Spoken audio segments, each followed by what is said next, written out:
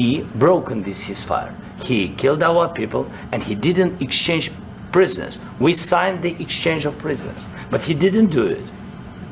What kind of diplomacy, JD, you are speaking about? What do you mean? I'm talking about the kind of diplomacy that's going to end the destruction of your country. Yes, but if you Mr. President, with respect, I think it's disrespectful for you to come into the Oval Office and try to litigate this in front of the American media. Right now, you guys are going around and forcing conscripts to the front lines because you have manpower problems. You should be thanking the president for trying to bring an end to this conflict. Have you ever been to Ukraine that you say what problems we have? I have been to. Come once. I've actually watched and seen the stories, and I know what happens is you bring them on a propaganda tour, Mr. President. Do you disagree that you've had problems bringing people into your military? And do you think that it's respectful to come to the Oval Office of the United States of America and attack the administration that is trying to prevent the destruction of your country? A lot of questions. Let's start from the beginning. Sure. First of all, during the war, everybody has problems, even you, but you have nice ocean and don't feel now, but you will feel it in the future. God bless. You don't know that. God bless. God bless. You will not have a war. Don't tell us what we're going to feel. We're trying to solve a problem. Don't tell us what we're going to feel. I'm not telling you. Because you're in no position to dictate that. That's Remember exactly this. You're in no position to dictate what we're going to feel.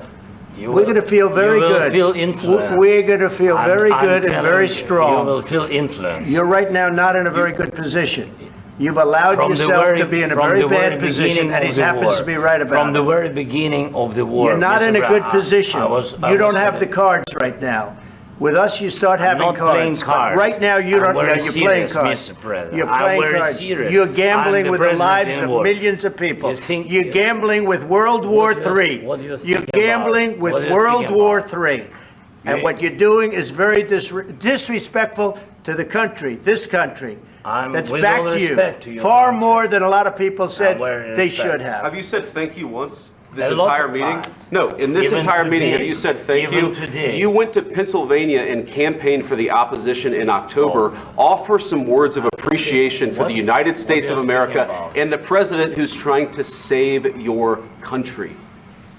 Please, you think that if you will speak very loudly about the war, you can... He's not speaking loudly. He's not speaking loudly. Your country is in big trouble. Can I Wait a answer? minute. No. You've done a lot of talking. Your country is in big trouble. I know. You're not winning. You're not winning this. You have a damn good chance of coming out okay because of us. Mr. President, we are staying in our country, staying strong from the very beginning of the war. We've been alone, and we are thankful. I said thanks you haven't in been this alone. cabinet. You haven't been alone. In this cabinet. We gave you, through this stupid president, $350 billion. You voted we gave for you your military equipment, and your men are brave, but they had to use our military. What about if you didn't have our military equipment, if you didn't have our military equipment, this war would have been over in 2 weeks. In 3 days. I heard it from Putin. In 3 days. This is something maybe new. Less. In 2 weeks. Of course, yes. It's going to be a very hard thing to do business like this. Again, I tell you. Just say thank you. I said a lot of times accept that there are disagreements, and let's go litigate those disagreements rather than trying to fight it out in the American media when you're wrong. We know that you're wrong. But you see, I think it's good for the American people to see what's going on. I understand, sir. I think it's very important. That's why I kept this going so long. You have to be thankful. You don't have the cards. Thankful. You're buried there.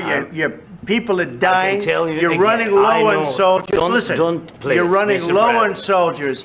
It would be a damn good thing. And then you tell us, I don't want a ceasefire. I don't want a ceasefire. I want to go and I want this. Look.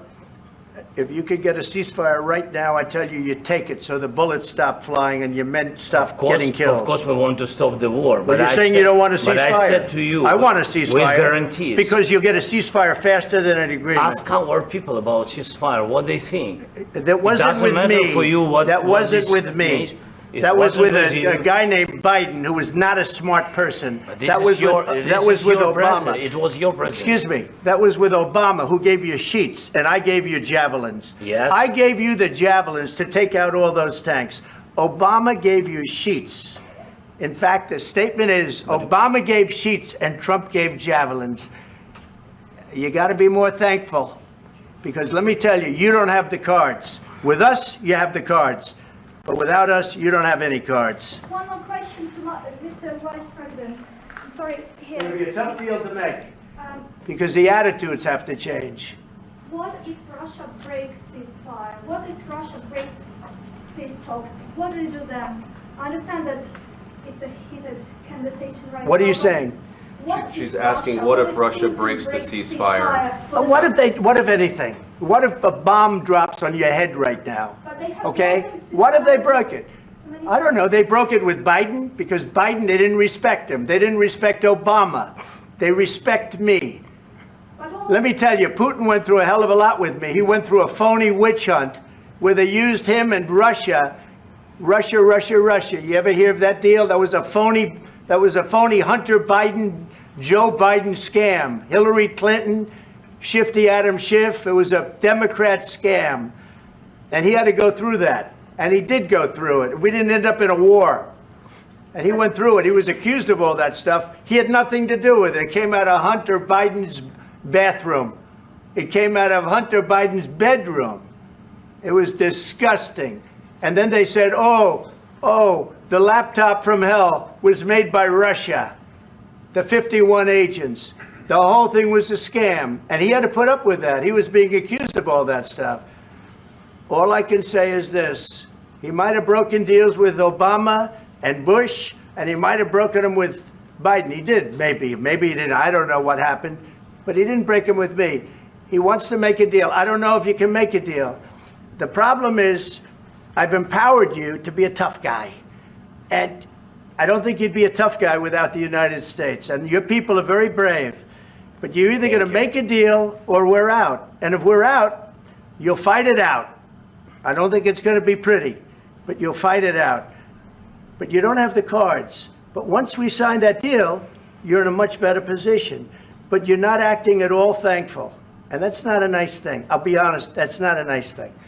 All right, I think we've seen enough. What do you think? Huh? This is going to be great television, I will say that.